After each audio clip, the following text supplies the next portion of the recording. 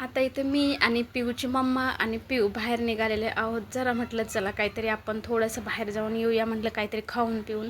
असं घरी थोडंसं बसलं ना की संध्याकाळच्या टायमाला बाहेर एवढं फ्रेश वाटतं आणि मस्त वाटतं, थंड वारं हे ते. म्हटलं जरा बाहेर जाऊन येऊया. मग आम्ही आलो तिथे बाहेर आणि आता त्याच्यानंतर आम्हाला दिसली पाणीपुरी. मग आता पाणीपुरी खायची होती. माझ्या छोट्या बाळाला तर शेवपुरी खूप आवडते. तो बाहेर आल्यावर तो खाल्ल्याशिवाय काही राहत नाही. मग तो शेवपुरी खात होता.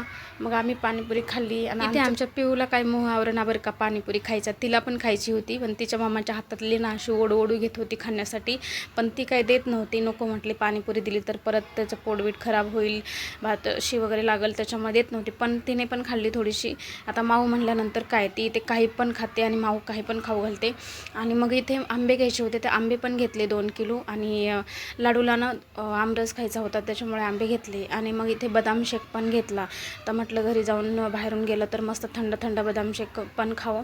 मग घरी आलो आम्ही, फायनली हातपाय वगैरे धुतले स्वच्छ आणि ते आंबे पण धुवून घेतले मस्त. आणि म्हटलं पहिला आंबा बघावं कसा निघाला आहे, कारण लोक ना चांगला चांगला म्हणून असे कसे पण ठेवतात, तसे ते मी निवडूनच घेतलेले. निवडून घेतल्याशिवाय मी काही आणि कुठली वस्तू घेत नाही. तर एक आंबा मी चिरून खाल्ला तर मस्त निघाला. आता इथे मी रस वगैरे बनवून ठेवलेला अगोदरच. म्हटलं रस बनवून ठेवल्यानंतर फ्रीजमध्ये मस्त असं थंड होऊन जातो. आणि मग आता इथे माठामध्ये पाणी संपलेलं होतं, तर ते माठातलं पाणी पण भरून घेतलं, कारण माठातलं पाणी ना पुरतच नाही दिवसभर, एवढं तहान लागते. ते पण भरून घेतलं. इकडे चपाती बनवून घेतली आणि आता म्हटलं चपाती रस वगैरे खायचं. तर पोळ्या बनवायच्या होत्या, पण मला आज वेळ नव्हता पोळ्या बनवायला. म्हटलं त्याच्या दुसऱ्या तिसऱ्या दिवशी बनवूया पोळ्या, म्हणून आज फक्त चपाती रस आणि थोडीशी भजी वगैरे काढलेली साईडला तिखट म्हणून.